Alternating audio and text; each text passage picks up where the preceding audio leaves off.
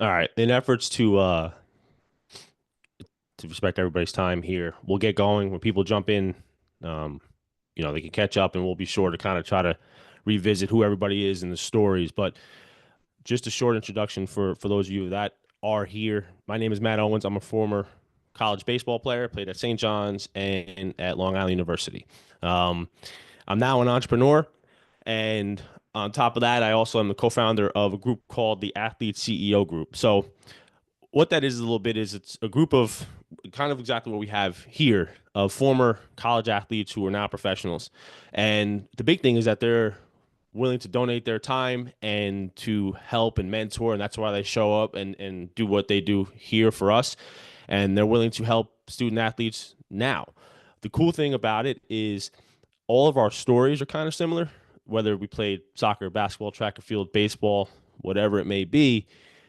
Once you finish playing and you get out of college, you kind of connect a little bit more just on the fact of being a student athlete in general. And then, but all of our roads kind of go different ways. But there's a few things that you can always tie back to being a student athlete. Some of the situations and circumstances you go through, or the discipline you learn, or the routine that you learn.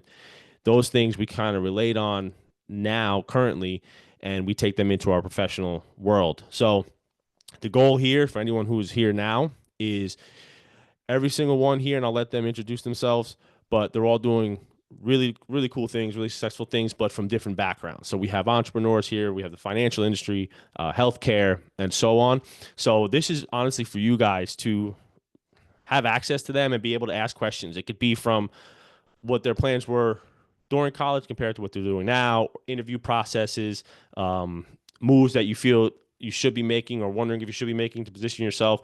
And these are the kind of people that when you graduate, that you will be having those interviews with for potential jobs, right? That's what a big part of what they do now in their professions. And that's why I think that this is very important. And I know I would have loved the opportunity to have somebody where I can kind of ask um, off the book questions and get some honest, straight back feedback from these professionals. So to get started at any time, if you guys have a question, just hop in. Right? It's we're not going to make this super formal. It's as if we were all kind of in a room together around a table and just having a back and forth conversation. So I want you to be open on that.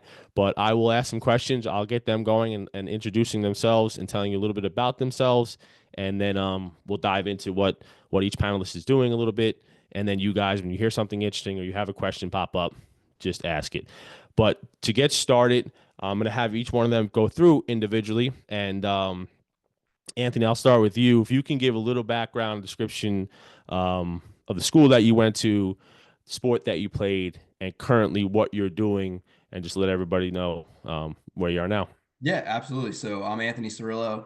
I went to St. Joseph's University in Philadelphia, Pennsylvania. I was a baseball player there. I was a major in finance and risk management and insurance.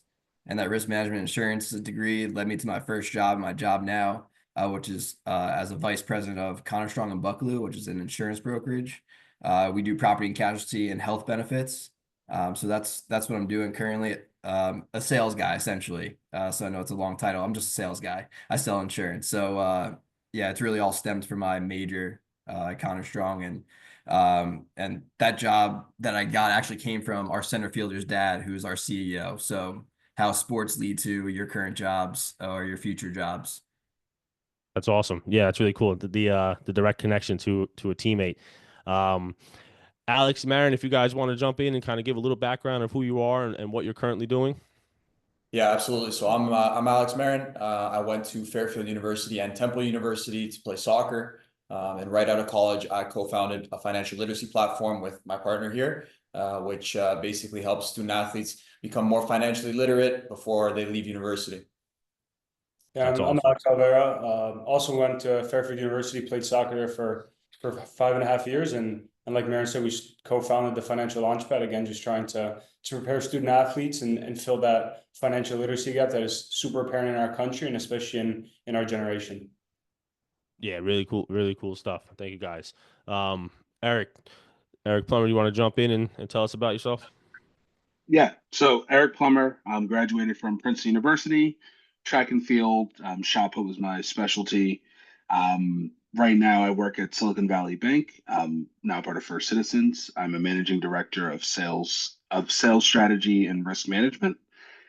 Also on the side, also do a bunch of angel investing and real estate investing as well.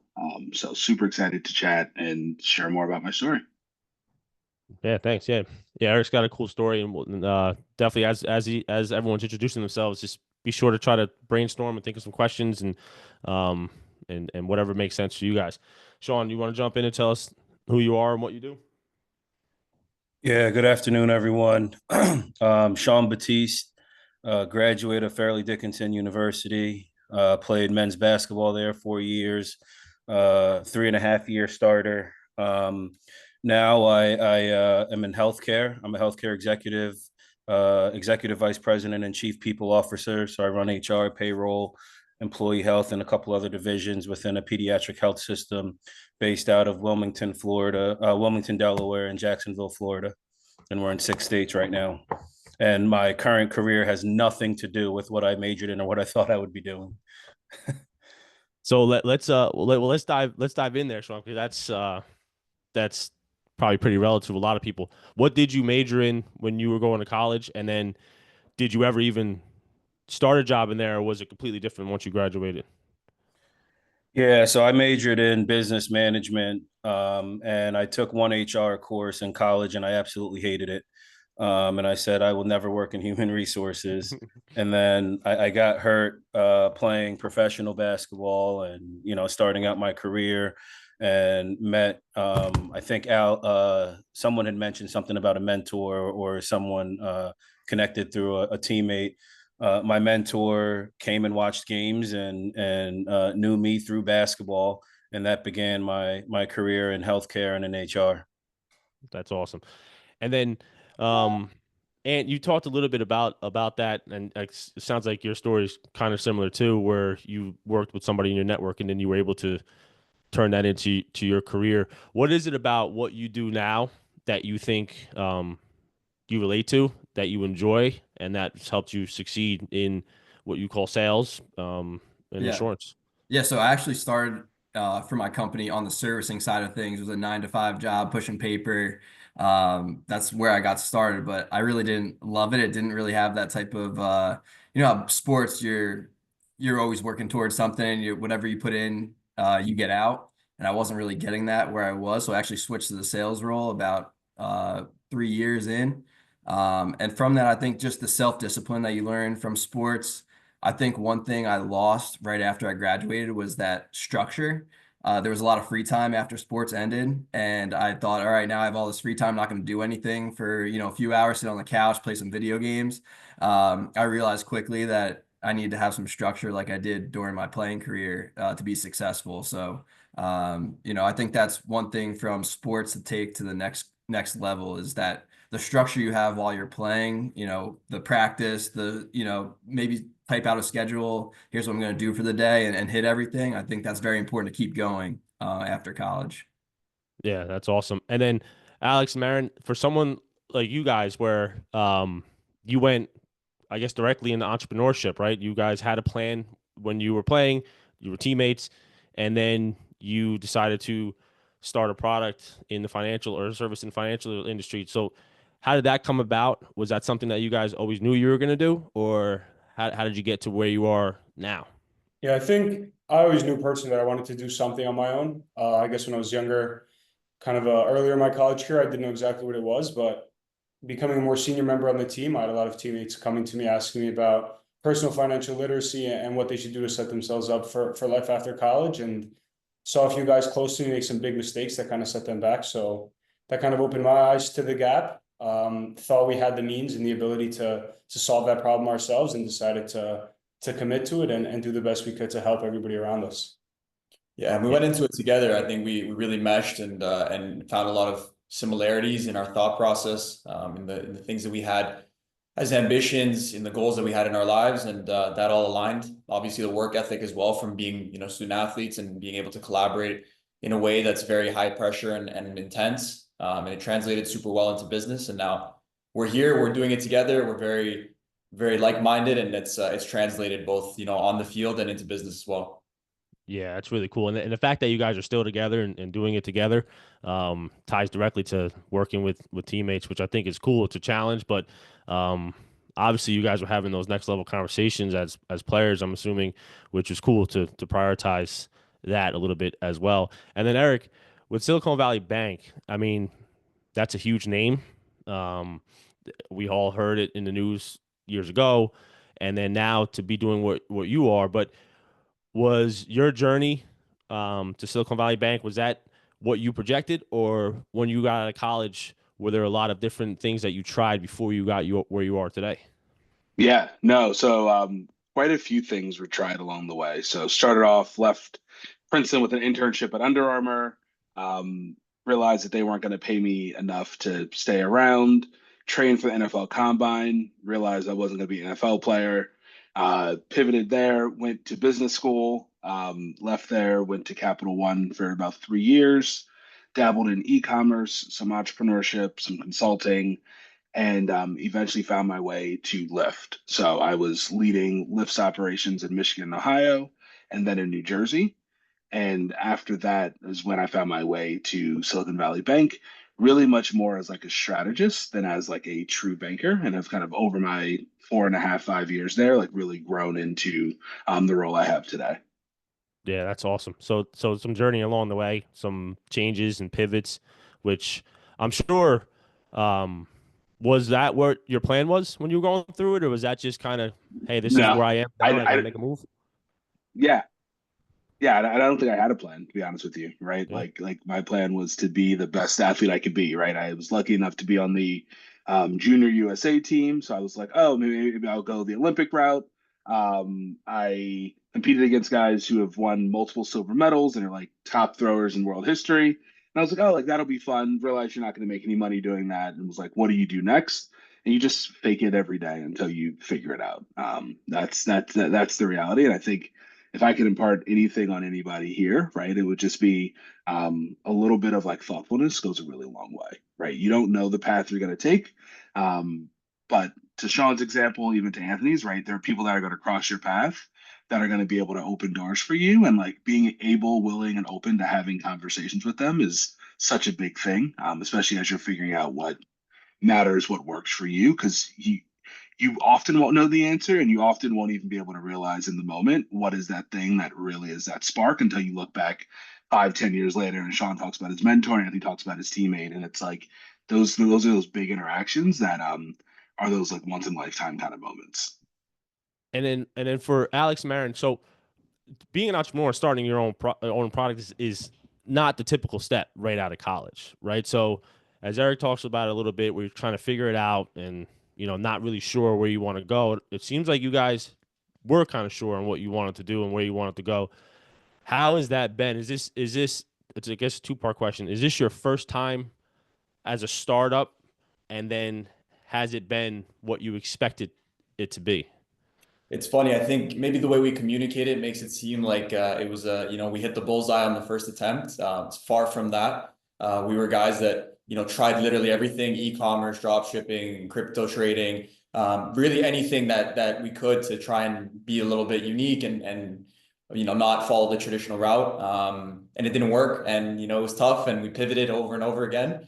We got internships at regular careers as well, and just kept trying, and eventually we stumbled across this, and we thought that it was something that was needed. We worked on it tirelessly for a very long time, and in the end, we managed to figure something out. But it was a long process, and it was tough, and it is our first real venture together, and we've been very blessed to be in a position where it's going well, where it's continuing to grow every single day, and it's just coming from hours and hours of contributing a lot of effort to this, not giving up, not being afraid to pivot as well, not being afraid to change the path that you're on, and realize that, okay, maybe I'm better suited for something else. Doesn't mean that I'm giving up on it entirely, but for the moment, let me focus my attentions elsewhere where it's giving me results.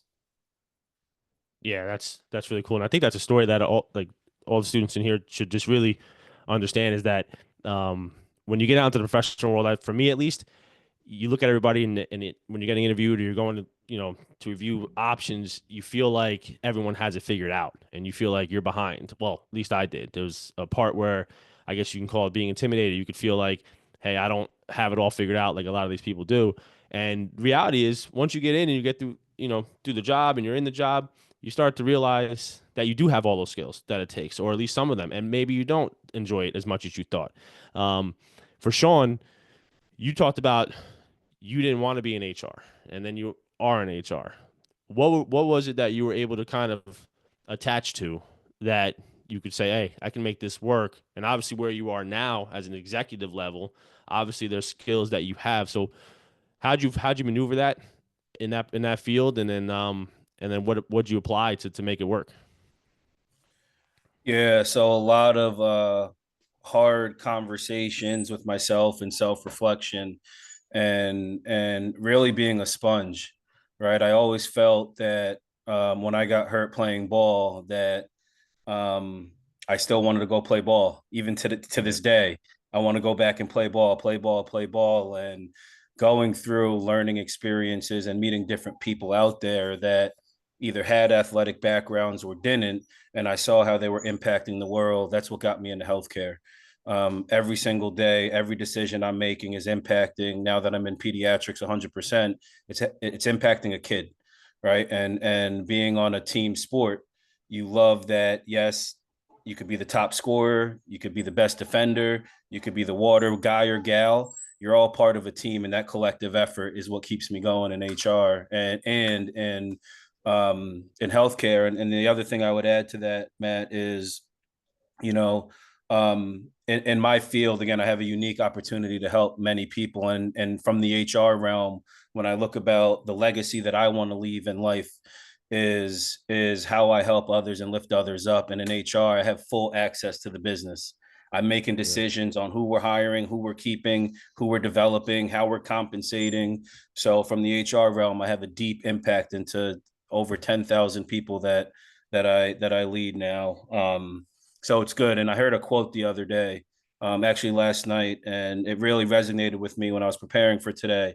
It was a father who was looking at his mother's tombstone, and you see the birth date and the end date, and he goes, "It's not really, those are very significant dates, but that's not what's the most important. It's that dash in the middle." And then he started talking about her life and how throughout, she was an athlete too, but how she impacted many people. So that resonates, is that dash. What are you doing for others? That's how you lift up yourself.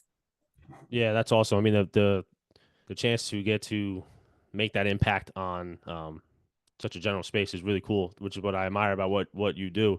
And then, Ant, for you, I mean, as an entrepreneur and a business owner, I understand how much sales is a part of my everyday. And honestly, I often argue that sales is a part of almost every profession to an extent, right? You have to be able to represent yourself, and you have to be able to represent your service, your product, your brand name, however that means in particular to your role. But for you, um, getting into the sales world, was that something that you thought you would be in? Was that something that you kind of always related to, or not? No, not at all. Like my personality doesn't really fit.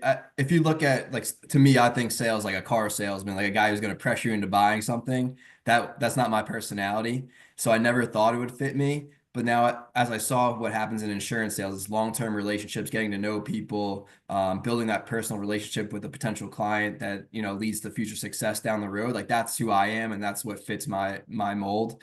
And so that's why I really loved what I do now, and that's really what brought me to the sales role in my industry. Yeah, that's awesome. And then, Eric, question I have for you is: you're somebody who went from Capital One, Under Armour, Capital One to Lyft to Silicon Valley Bank, and then for one, it seems like to me, and I may be wrong, but on the surface, those look like different opportunities, right? Like Lyft was young, Capital One's been around for a long time. Were there aspects of each one of those that you were able to take and then kind of refine who you are and learn more about what you like from the different aspects of seeing businesses and where they are?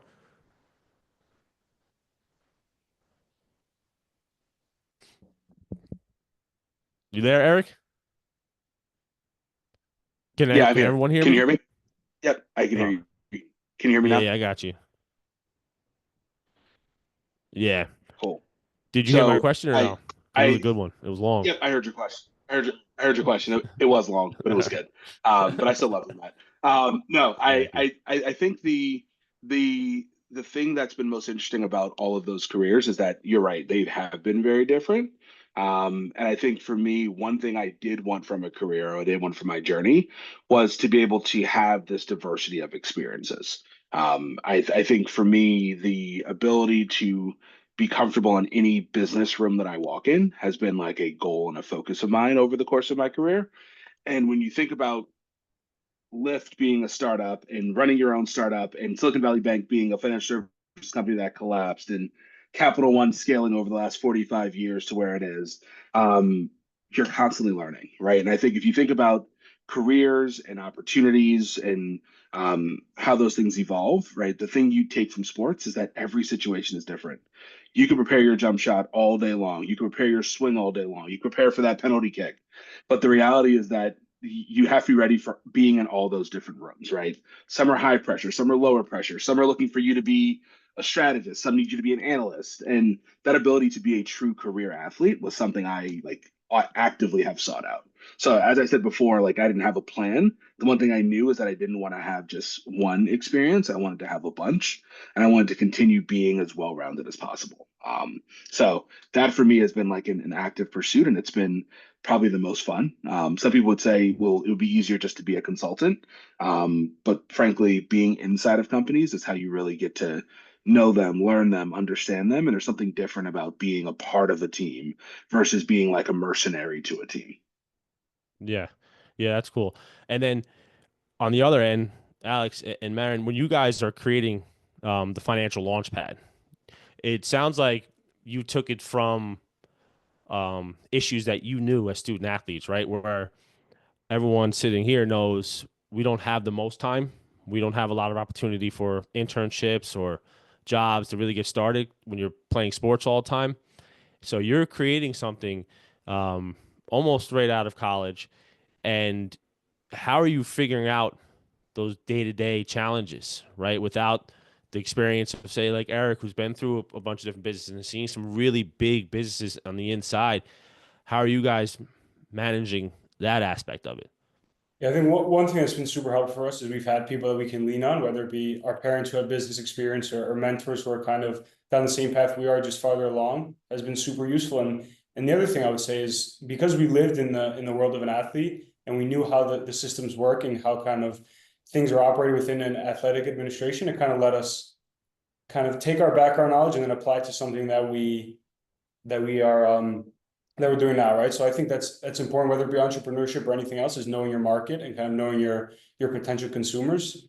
And then in terms of the day-to-day things that we didn't know, quite honestly, it was just trial and error, whether it be graphic design or web development or things like that. It was just, we have a problem that we have to solve and we're the only ones that are going to solve it. So it was kind of bang our head against the wall until the problem was solved. And then you learn so much by doing that, I would say. That's kind of been my experience. Yeah, and to jump in there before we pivot, right? I think perspicacity is the biggest thing, right? Being able to see what's going on in other businesses and be really hyper focused on why another business works, whether it's in your field or another one, right? We have a very common theme of going to restaurants and seeing why a restaurant works the way it does. And I think when you just analyze every single type of business to a very minute detail, you can understand a little bit better as to why things are successful, the thought process behind everything, the systems that are put in place. And you can learn from really anything out there, which is an incredible thing. So long as you're looking and your eyes are open, you'll start to take in information and you'll be able to put that into your own industry.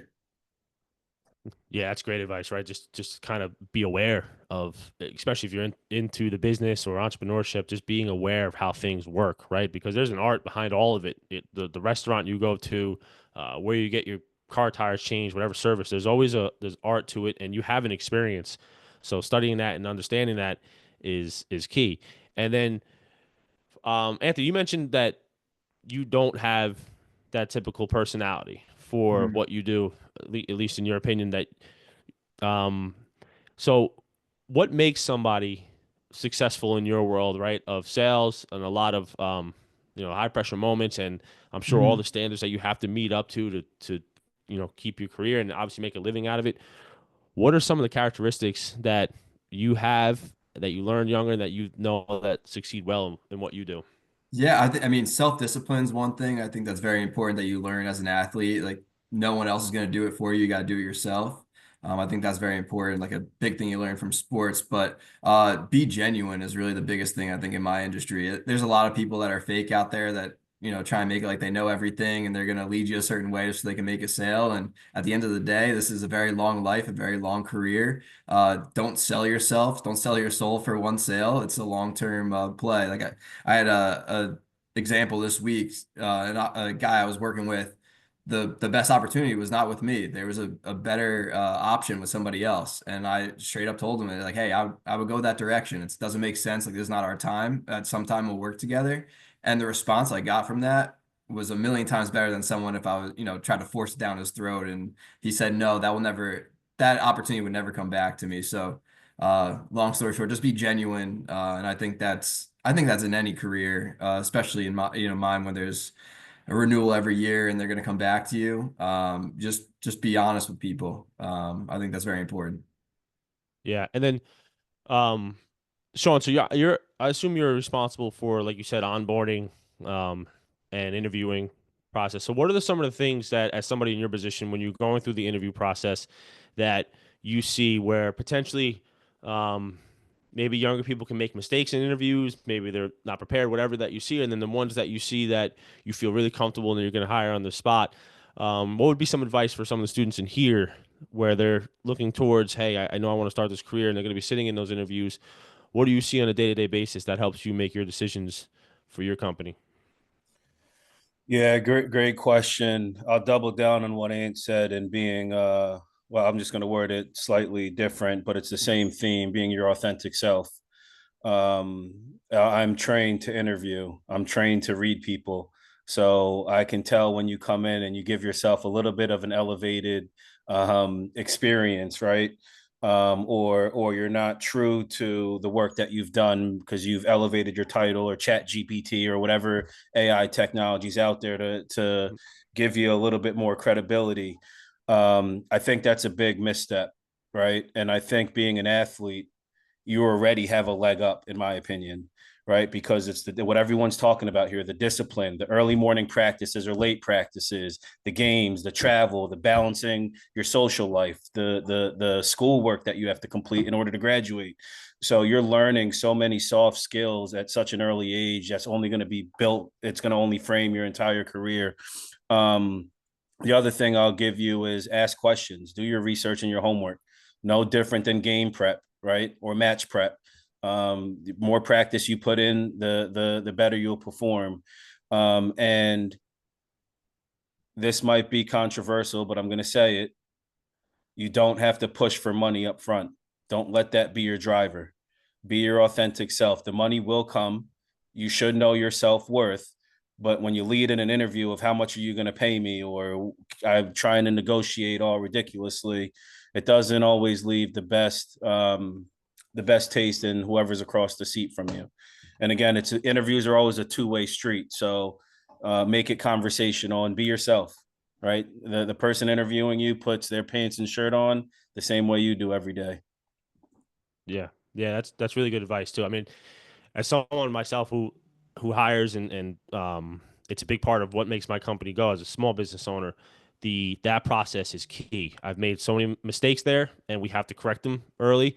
And over time, we've gotten a lot better. And I'll say this: one thing I'll add is most people are not looking to trick you guys or to make you fumble and stumble. That's not the point of this. We're really trying to just get down to seeing who you really are and how you fit the team and what you can bring. So even if it doesn't work out, doesn't mean take it negatively. But you know, just being yourself and asking the right questions are key.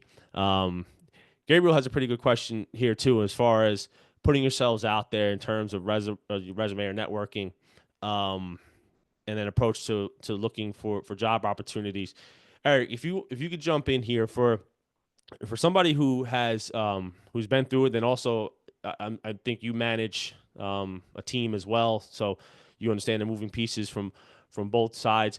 How how are you able to leverage networking, and how are you able to maximize your job opportunities and leverage what you did in the past and so on? Yeah, so I would probably say two, maybe three big things. One is because of the school you went to, the sport you played, you have this natural connection and affinity with people, right? Leverage that. That is an easy way, whether it's LinkedIn, whether it's referencing a coach, whether it's going to an alumni event, right? Like leverage the network that you're in. That is one of the easiest ways, but you can do it virtually, in person, but it's one, two on your resume. I think Sean said it really clear, right? You're a student athlete, like that shines through, right? There's, and maybe it's a bias for other student athletes, but like don't shy away from sharing that you spent 20 plus hours a week while you were in school doing something other than school, right? And because of that, your ability to manage time, your ability to manage pressure, is proven. So I think that's a big thing. And then third, and I think Anthony and Sean just said this, but like be I'll say it this way, be genuine, right? When you reach out, the individuals you're going to reach out to have conversations with often are busy with kids, they're running a business, they're running a team, and they're basically all trained to sniff out whether you're like full of crap or not, right? So like be honest, be open, be transparent, and like build a real relationship, right? That goes a super long way. Early in your career, you'll be more likely to be taking from the pot than giving. But I think that genuine relationship is when the time comes, be willing to give as well. I had the CEO of Under Armour tell me one time in like an intern meeting, he was like, every day you show up to work, it's a bank account, and either you're withdrawing or you're depositing.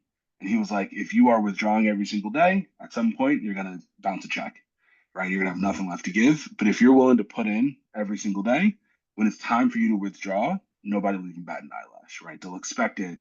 They'll be willfully give back to you in the way that you've given to them. So like, be willing to create these in relationships, feed in, and then when the time is right, we reap those benefits. Yeah, that's great. That's great advice, actually. That's and Richie, I'll get to your question, but Alex and Marin. So, kind of tying off that, you guys are geared towards helping student athletes financially, right? But the financial industry in a whole has been around forever, and you guys are two young guys who have found a need and a problem, we can call it, and you've developed something around it. So we have a few finance interests in here. How have you guys approached that, where you've taken a problem that you've personally dealt with, and then I think everyone in this room can understand, and then breaking into an industry like finance? How have you guys found that journey and that process for you as two young men trying to break into that? Absolutely. I think what we decided to do was to take it from a different approach, right? We didn't want to be advisors. We didn't want to give people any sort of guidance when it came to the moves that they actually make. We wanted to educate. And that was the biggest thing, is that you are stepping into a playing field that is really quite daunting when you're a student, when you're a kid, when you're an adult, even to look at the financial sector and say, wow, there's so much going on. There's so many moving parts. There's so many things that I don't understand. Our biggest thing was to sort of, take out all the extra, all the excess, all the verbiage that you wouldn't understand, make this as simple as possible, make it tailored to you and your lifestyle as a student athlete, and make sure that you get the best understanding of the basics and the principles that you need to succeed.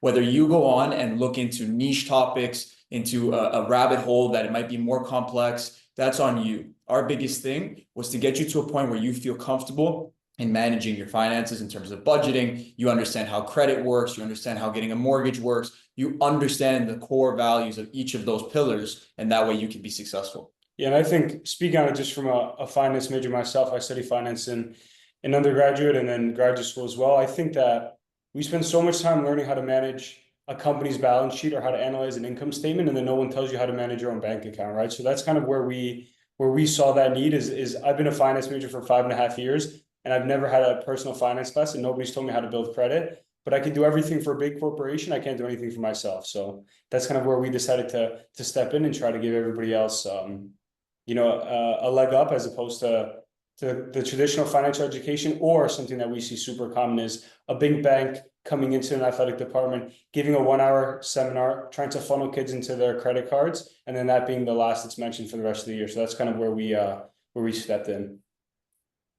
Yeah, that's a great point. I mean, that right there is finding a problem and creating a solution and just going in on it. Um, Anthony, so Rishi has a good question here. How did you, from your degree that you went for, and then how are you able to change that and leverage that into kind of what you do now? Yeah, I guess I should explain this a little bit more about my degree. So I was a finance major, and St. Joe's was just putting in risk management and insurance at the time. And it was like instead of taking a painting class, if you take a insurance and risk management class, you'll get a double major. So that's how the insurance thing happened for me. So as far as like what I learned in school, I would say, I mean, I think a lot of the guys on the call would agree with this. A lot of stuff you learn in the classroom, like Alex and you guys were speaking about it, you don't really learn everything in the classroom that you learn on the job. You kind of learn as you go. But I mean, I think things I guess I leverage is like in my job, nothing goes according to plan. I think that's a big thing that happens in sports. You think one thing's going to happen one way, something happens, and now you got to change your game plan. And I think that's one thing sports has taught me and has related really well to the sales role. I'm sure your guys' role as well, everyone on the call. You go into something with a game plan and it always changes, and trying to figure out and drawing from those analytics and the data you have and figuring out how I'm going to pivot to next, bring this to the next step and next level. So I guess that's how I would draw from that. But as far as my major, unfortunately, I can't answer that question because I didn't really learn a ton about the data stuff in college. Yeah, no, that's good. That's a good point, though. I mean, that's just a tribute to like you just don't, you're not sure, you don't know where it's going to take you and where it's going to go. But, Eric, for the business side of things, right? The opportunities that you've had to see inside some of these businesses that we all see every day, Lyft, for example, or obviously Silicon Valley Bank, like Capital One. I mean, we all might have a Capital One credit card on us, but you on the business side have gotten to see how those are ran, how that works. What are some of the experiences that you've seen that you attribute to the success of these companies from um, internally that you see like this is the bones, this is why this works, or this is why this doesn't work?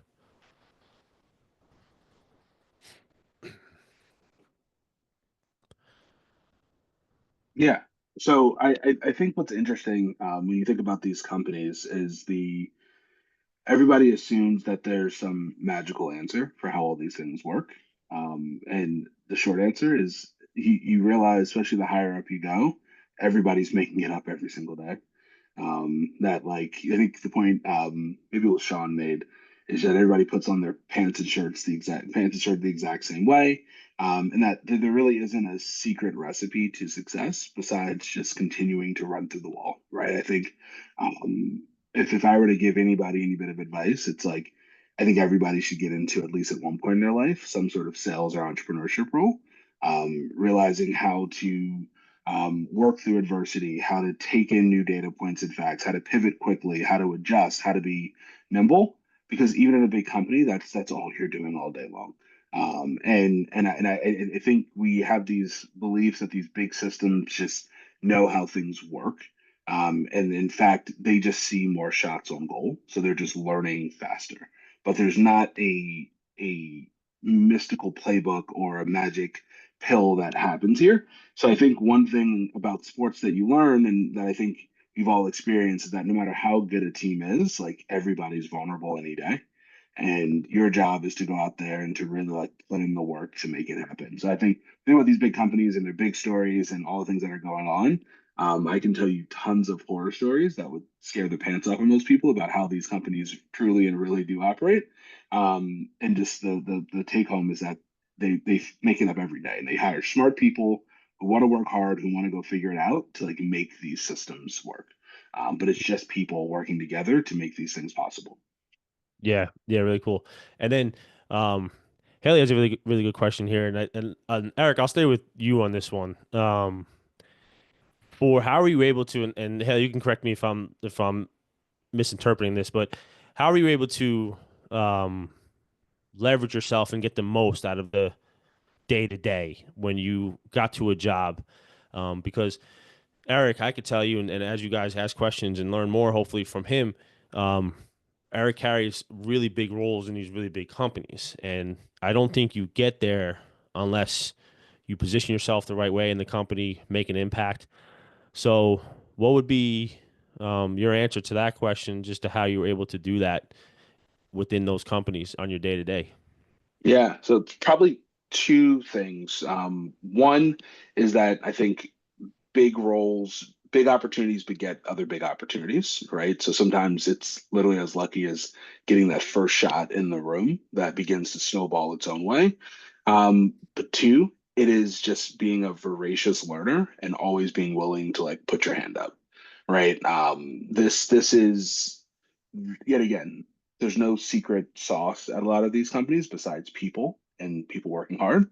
And if you're able to show that you are a fast learner, you are reliable, you care about the work that you're doing, that's the secret sauce, I think, to begin to move up in a thoughtful way. And then the icing on top of that is just being able to find a mentor or an advocate who really believes in you, who's in the right position to help navigate the path that you don't even see for yourself throughout a career. And I know Sean and I were talking about that maybe a couple weeks ago, maybe a week ago, but just about like that one advocate, that one mentor who's able to kind of like create a path for you that you don't even see for yourself. It goes a really long way, right? So being willing to learn, being willing to be adaptable, being personable, but sometimes it's just as lucky as like finding that right connection, that right human who can help you to see things that you just can't see from your like short-term vantage point. Yeah. Yeah, that's really cool. And I want to remind everybody here, that's the origin of this group. Um, every single one of the panelists I speak to, I've spoken to, I've learned from. I really go into all the conversations of just expecting to learn, looking to learn, and not being afraid to. And that might be a mind shift for some people, especially if you're an athlete and you're used to competing and trying to be number one and trying to find ways ahead. I did have to shift to understand I need people around me that are going to help me and help me grow. And I think the opportunity here is really good for you guys to kind of hear it, because it seems to be a mainstay between every profession and all panelists here. So there is some merit behind that. And then I think for I'll go to Sean.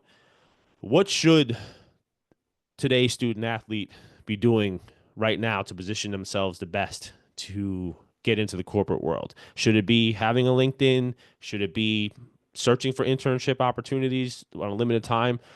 What would you be doing now? What should they be doing to get better start right after they're done playing? Yeah. Be a good person. Very simple. Be a good person. Hold the door when someone's following you into the cafeteria, and then say thank you when someone helps you. That's the first step, because that's going to bleed through how you carry yourself every day. LinkedIn is a powerful tool. My recruiters, I have about 35-ish plus recruiters that are out pounding the pavement every day looking for talent. Their first stop is LinkedIn, right? I would say professional organizations, right? Healthcare finance has HMFA. You have SHRM if you're looking for HR. You have all these business resource groups. Getting out and networking and meeting people is critical. And finding out from your teammates what they do, what their families are. Life really works around your networks and who you're around, like Matt just said. And that's why being a good person is good, because we could be in the coffee shop, Starbucks, just take it by way of example, and you can meet someone and you have no idea what that person does, but that one conversation can lead you into a whole new chapter of life that you had no idea about, right? And that's happened to me a couple of times, of just saying hello to people, right? And I'm an introvert by natural, so it takes a lot of time for me to be outgoing, or it takes a lot of energy, I should say. But busting that bubble, that uncomfort, and living in the uncomfort.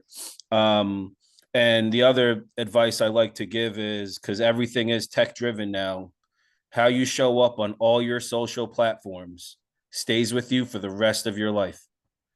So what you want out there, how you want people to see you, that's how you're showing up. And there's no, oh, I'm this person at work versus I'm this person at home. It's once it's out on that social platform and how you show up, it's out there. So continue to network. And I'll leave you with one more. When you do career days or networking or even internships, when someone gives you a card, send that person a note.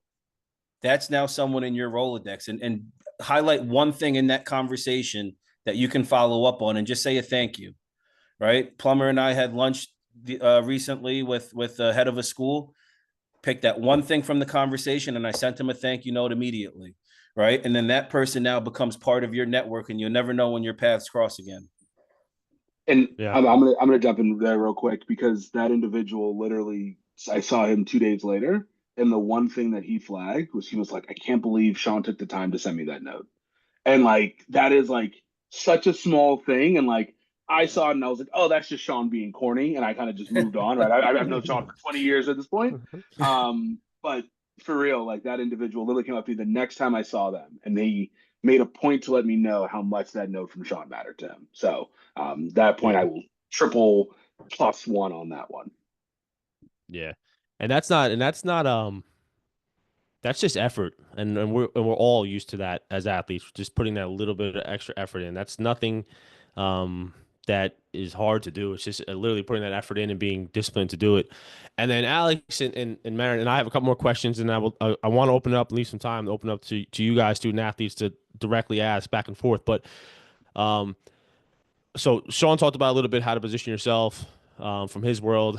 What would be the advice to the ones here now in front of you financially, that the steps that they should be taking to at least be in a little better position? And we're not going to go down the whole road. You guys have a 10-step program that you can walk them through, but in general, is there something that they can position themselves, whether it be credit score, opportunities to make yourself look better for mortgages?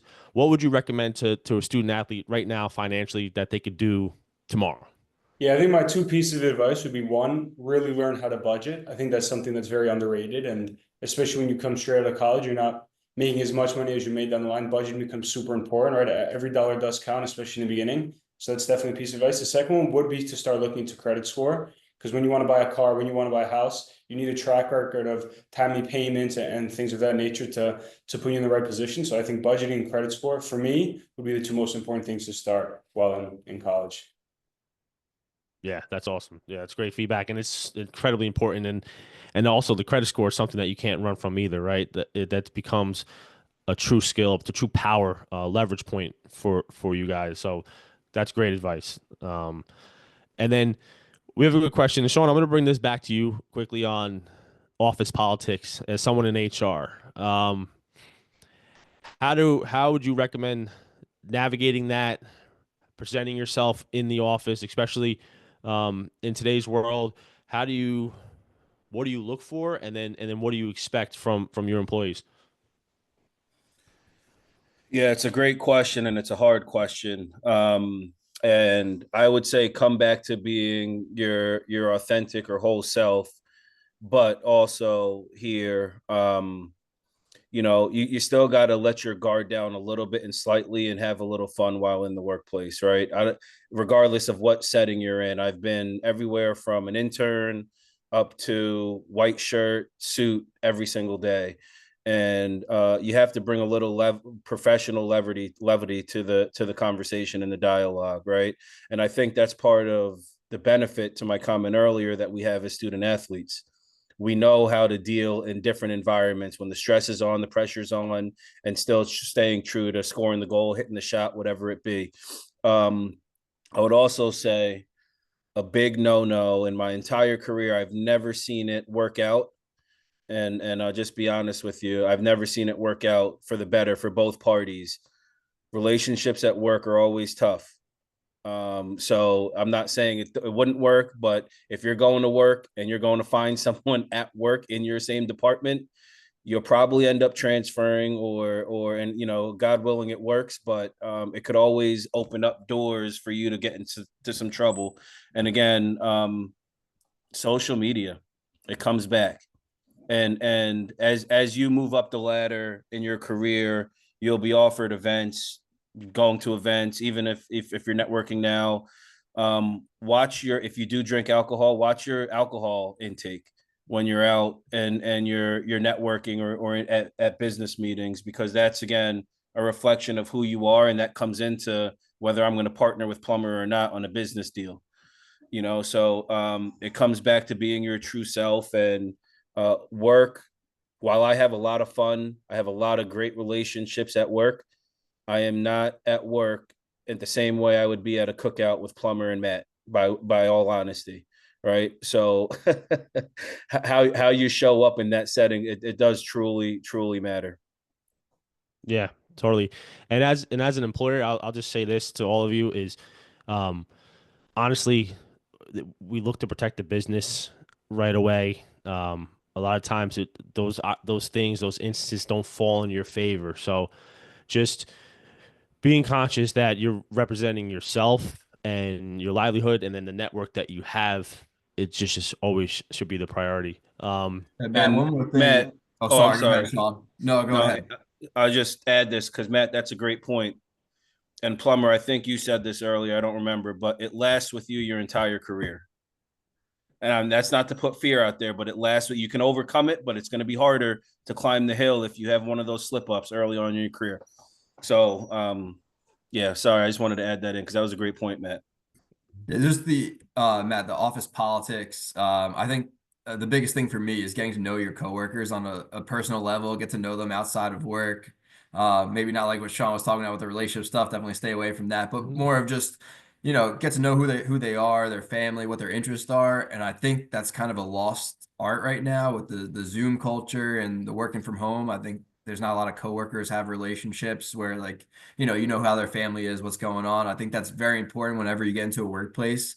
Let people know who you are on a personal level, because when you need help or if there's a situation where you need to bring a teammate in, you can call on them and they're going to help you because they know who you are. If you're just someone that's there to work and you need help, they may not, be willing to lend a hand. So just a Yeah, way to offer, the politics. totally. And another question for you. I feel like in the insurance industry and sales in general, a lot of people come from college and go right in. That's kind of a career that there's a lot of opportunity. There's a lot of glam that everyone comes in with. Maybe, hey, I can make a lot of money doing this. But then I feel like there's also a lot of turnover, right? Where there's a lot of quick exits out of there. So for those who are going to graduate soon or next couple of years, what do you see when someone, a young, right out of college, comes into yours and doesn't necessarily make it right away? What are some of the tendencies you see with that? Yeah, I think a lot of the people that don't make it are the people who don't know how to deal with failure, which is why I believe student athletes are so good at these type of jobs, is because we fail so many times and we can bounce right back. And I think the people that turn and burn in this position really are the ones that something happens to them, it gets too hard, and it's like, I can't do this for the rest of my life. I got to move on to something else. So just being able to push through, and when things are tough, there's going to be brighter days ahead, and kind of staying even keeled. I think that's very important. So. Uh, I think the reason why most people leave is the failure. They can't deal with it. Yeah, and that's something that we all face. You guys, and again, like Anthony said, as student athletes, I mean, we're used to failing. You were used to losing and trying to go back and win.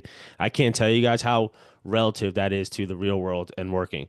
With my career, I know for sure, but I think you've heard a little bit from everybody that no one came out of college and did exactly what they wanted to do. And of course, major depends on it and the plan, but right now, when you guys are getting exposed to failure and losing, learn how to learn from that. That would be my biggest recommendation for you. I didn't really necessarily do that when I was there. It was kind of not in the forefront of my mindset. But looking back, and when I do talk to student athletes, I would just practice a little bit how to learn from some of the failures you have right now, or some of the hurdles you're going through right now naturally as just a college student, academically, sports wise, relationship wise. All of it you're gonna carry over with you into the real world and professional world. Um, and again, I'm going to leave a little bit of time for you guys to ask some questions. Here we have some people who, again, I think you will really benefit from learning from with that. But Alex and Marin, you're out of college not that long. You kind of have been exposed to the dynamic of the world in the NCAA now, to currently what you're doing.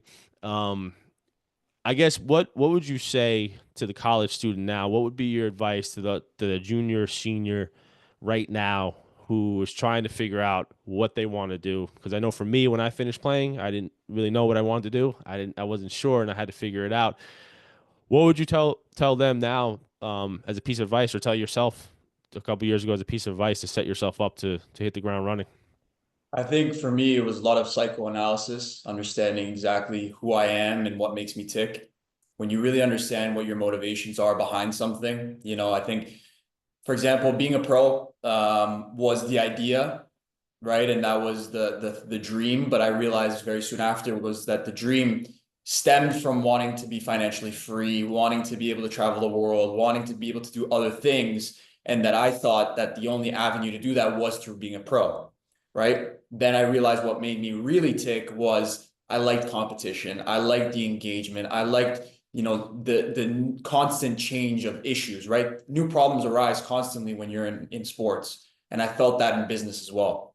Once I realized who I was, what I really, really, really, liked and enjoyed in terms of challenges, in terms of stimulation, and what my motivations were long term, right? I wanted to be free to live where I wanted to live. I wanted to be free to do what I wanted to do on a daily basis and to work as many hours as I wanted to. I wanted to be, in the driver's seat of my own life, and that's what sort of led me down this path. And I think once you really do understand who it is that you are, and on a really internal level, realize what your motivations are behind your dreams and your aspirations, then it's very clear what path you need to take. Yeah, I think my piece of advice would be, really be very conscious of who you're spending your time with, especially as you go on through your college career. Obviously, when you come in as a freshman, you don't really have much control of who's on your team, and in some cases, the sport that you play and the team that you're on is the only thing you have in common. So I think it's important as you begin to look at the next step in your life and the next chapter after sports. It's important to surround yourself with people that have the same aspirations of you, want to do the same things that you want to do, and not waste your time with somebody who may be pulling you in the wrong direction. I think that's something that's very important. And sometimes it is out of your control being a student athlete, but I think it's something that as you get older, you should definitely put some thought into who you're spending your time with. Yeah, that's great advice. That's great advice. Before I go to Eric, does anyone have any questions they want to jump in before I go to Eric?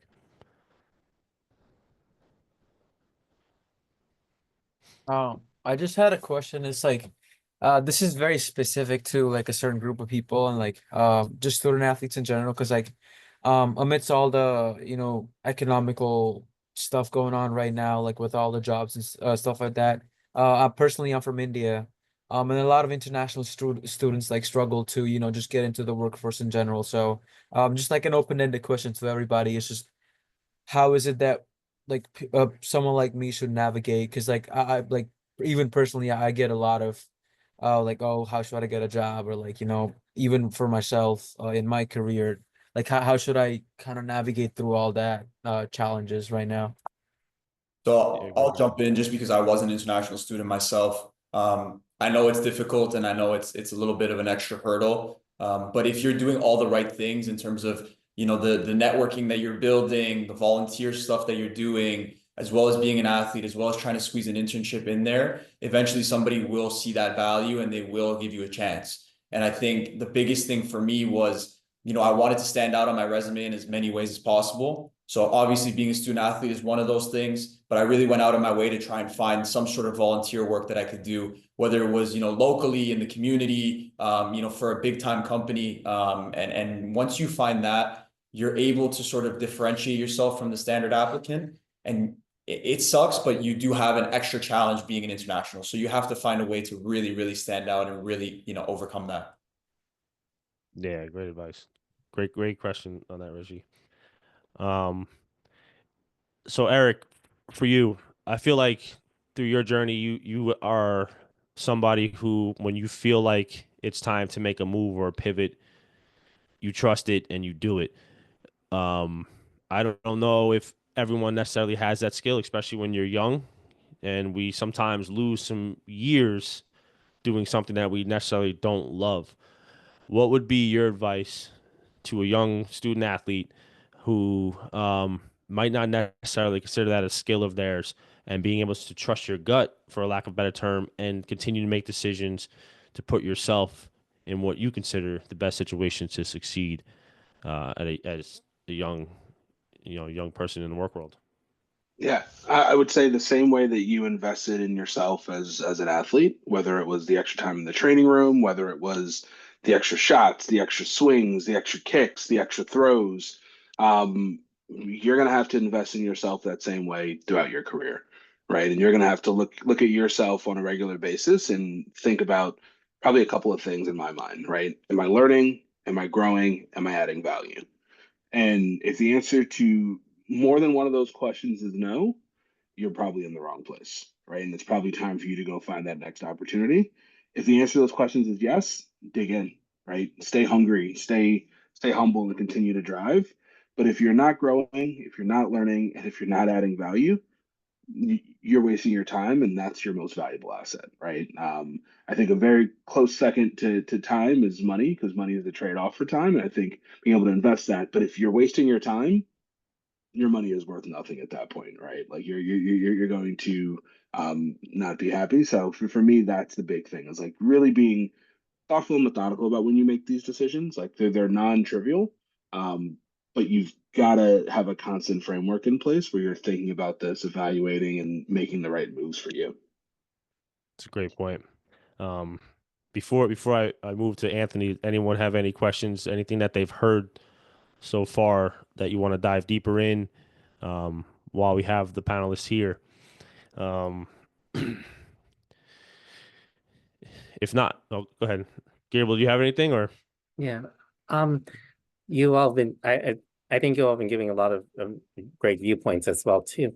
But since a lot of our student athletes are coming from a sports athletics culture and will probably be meeting with people that are not coming from that, what do you all think is the most challenging aspect of communicating like the experience of a sport of a student athlete culture to someone that isn't, so our student athletes can demonstrate their potential for success to those companies? That's a great question, and I think Eric, I mean, first we'll let him go, but I'll jump in real quick. I think every day you're doing that. I know for me, I saw that with professors sometimes, where being a student athlete wasn't an advantage for you at all, and sometimes even knocks you a little bit, right? So I think the way that you leverage those is a little exposure to it.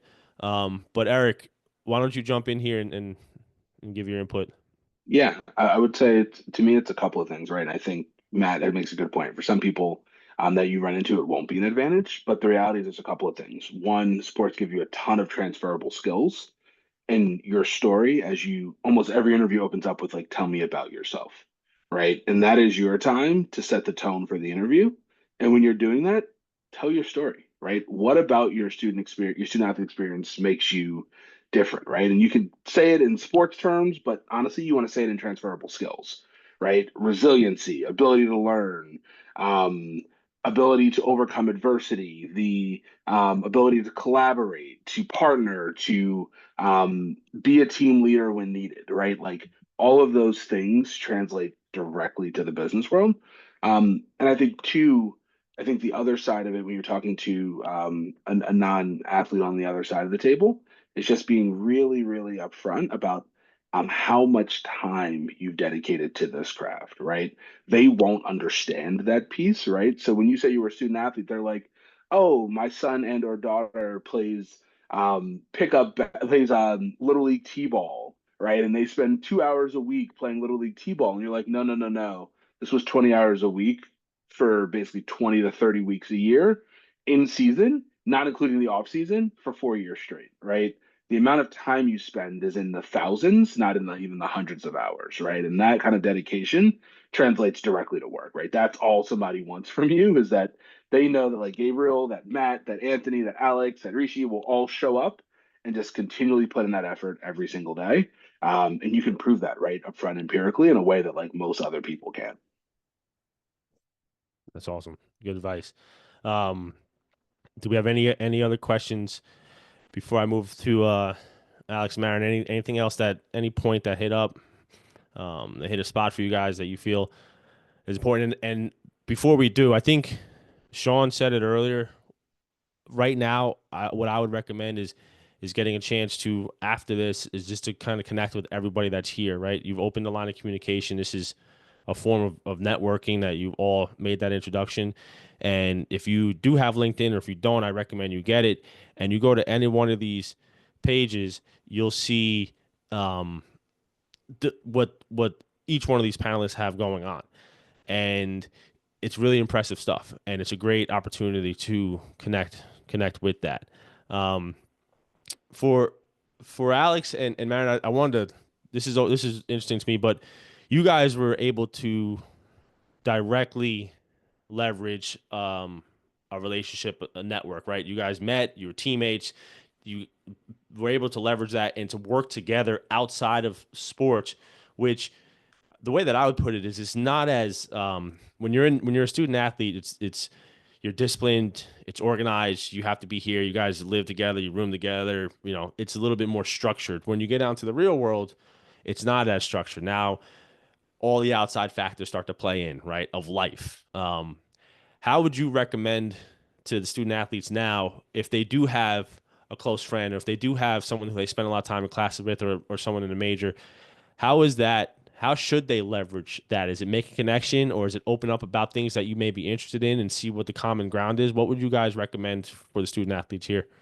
Definitely. I mean, once you bring it past the surface level conversation and you start talking a little bit about ambitions or dreams and common interest, I think that's where you really get a feel for who a person is, and as well as values. I think that's super important. If you're going to go into a venture with somebody, or you're going to be spending extended time with people, you need to understand their values and if your values align with theirs. And sometimes it doesn't, and that's okay. We were very fortunate that ours aligned, and in many ways, we're very similar. And we were able to sort of translate our relationship from being teammates on the field and being very demanding of each other to having a very trusting relationship as business partners, and understanding that this guy has proved his capability and his competence to me on the field in very extreme moments. I'm more than sure that he's able to do the same on the field, in the business realm as well. And that just comes from, like I said before, is building that understanding of each other, understanding these people on a deeper level, and understanding who they really are before you are, to go into something. Yeah, it's awesome. And it's so important. And at every point, you're going to have to work with other people. So to see them do it directly as they are, but I think that's a skill that everyone should start to practice and highlight. As we start to wind down here, first I want to thank all of you, your student athletes, right? What you guys are doing, SAC members, it's already kind of that next step, that next level. You're positioning yourselves really well. I think I said to, maybe I was talking to Rishi, I wish I did more in that, and I wish I even knew more about it. I didn't highlight it and prioritize it as much as I should have. So the fact that you all are doing that is a testament to you, each of you, and it's a great thing. And keep pushing on what you're doing. And then I'll also recommend, like I said, to try to make a contact point with each one of these panelists. They're here because they're willing to help and talk about it, and they're willing to give feedback. Otherwise, they wouldn't be here on a Sunday night doing it, right, and talking to you guys. So I think the opportunity to connect with them and use them, because mentorship for me personally is the one thing that I recommend right away, and I wish I did sooner when I was out of college, is finding a mentor. And you don't know who that mentor is going to be, and when you do find it, it's really good to have to call and like question to come, and someone to talk to. And then lastly, so many different industries here, right? Maybe also challenge yourselves to explore different connections and just talk to people about different things. I know we all are going through our majors and we have an idea of what we want to do, but the more you expose yourselves to early on, the better. You'll know what you like and what you don't like. So I commend you guys for being here. And to the panelists, thank you guys as former student athletes. We all know what it's like to sit in those chairs and be in a dorm room and waiting, for class the next day or whatever it may be, and competing. And it can go fast. But I thank you guys for spending time and giving back to these student athletes. And to follow up, we'll send out. We do this on a little bit more of a localized, smaller scale, also one-on-ones and things like that. So we'll send information over to you guys also for that. But thank you guys for coming. Thanks everyone for joining the call. Thank you, Matt. Much appreciated. Thanks so much. Thank you. You got it. All right, guys. We'll talk to you soon. And thank you. Hey, Sean. Sean? Sean, Yep. you still here? Yeah, I'm here. Hey, it's Gabriel over at FDU. Yeah, Wait, how you curious, doing? what year? Yeah, what year did you graduate? What years were you here at FDU? 2006 to 2010. I'm the one of the successors of Jen Quirk. I'm actually the Oh, current Jen's successor my, Jen Quirk right now. yeah. Tell Jen I said hi when you talk to her tomorrow. Oh yeah, I just chatted with her a moment ago. Yeah. Wait, I actually had one question. Wait, since you were 6'10", did you know just Deshaun Dockery? Yeah, I know Deshaun very well. He's one of my teammates. Where is he? Oh, so I was an academic counselor at Tennessee State when he transferred. Yeah, he's Yeah. he's down. He's back in Chicago doing. He's actually doing very well. I talked to him on Instagram maybe a week or two ago, but he's Oh, all doing right. very well. He's married, has kids. He's doing well. That's good to hear because I didn't when I left TSU, I didn't get a chance in 2014 the first time. Yeah, I didn't get a chance to hear from him again since. So I'm glad to hear that he's doing well. yeah, absolutely. If you're okay with it, I'll reach out to him and just tell him I ran into you and you said hi. Yeah, please do for sure. I mean, Yeah. I don't know if he'll remember me all that well because that was ages ago. Yeah. I was still what was it? I think I was Yeah. still here for the business, and Diego knows. I think this is like for me year 17. So yeah, and I was a Fordham grad, so I'm not gonna hold the A10 thing against you. So Yeah. That's a small world. Small world. Small world. Yeah, but A10 tell guy me, here too. Jen and I are very close, so just tell her I said hi, and I'll see her soon. Yep, absolutely. Well, she's coming back from women's golf championships. Yeah, So. I saw that. I saw her post. We won the championship. So Yep, yeah. Diego's Brad's doing a good job over there. he is, yeah. Diego's got to go cover another part. Diego covered the women's bowling championship, so he's got another part to cover. So yeah. Nice. Love it. Love it. Thanks so much. Appreciate your time. Of course. Absolutely. Thank you. Okay, have a good one. Thanks. Thanks. All right, man. you will. Appreciate you for everything, setting this up, and I'll keep in contact with you because I'm gonna send it to the schools, and like that way they have your contacts, and that way if other people want to network anything, they can have that on file. But yeah, totally. Yeah. Well, I'll send you. We recorded it, as you know. I'll send it to you, and then, like I said, I'll send some follow-up stuff. So we do smaller seminars similar to this, where the panel is smaller, maybe one or two. And if anybody you want to send it out to the SAC or any of the student athletes who are interested, it's usually like a 4-week thing, once a week. Hop on a call like this, and it's a little bit more personalized. So at least it's an option, and anyone who's interested. But yeah, anytime, anything you need, man, we're here for you. We want to help you guys, help you all as much as we can. So thanks for your part in this. We're sorry it was a small group, but nonetheless, I think it was a group that wanted to know more, and I think that's going to be like good for them. So I do appreciate you, and like I said, any way we can help y'all out, just let us know.